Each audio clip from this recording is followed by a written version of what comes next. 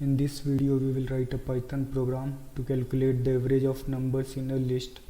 So suppose we have a list of numbers and we have to find the average of these numbers. So to calculate the average, first you will have to sum all the numbers in this list and then divide it by the number of items or elements in this list. So let's jump into the code.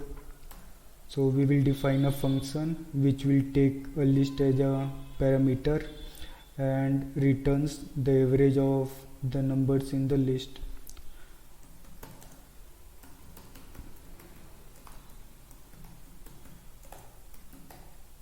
Okay, so we have defined a function calculate average and it takes a list of numbers, and let's handle a corner case. So for example, if the length of this list is equal to 0, I mean there are no elements in this list. In that case we can simply return 0.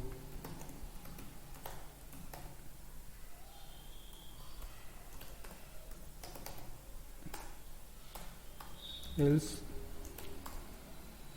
we can return. So first sum all the numbers in this list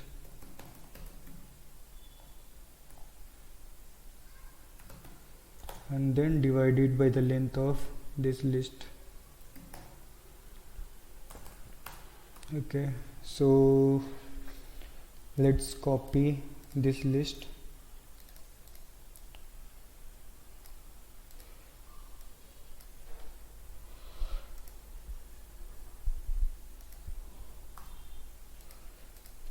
Okay, so in order to calculate the average, we will call this function and pass this list of numbers as a parameter, and then we will simply print the average.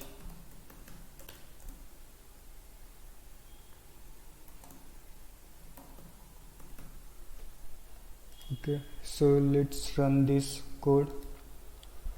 And as you can see, the average of this list is equal to 25.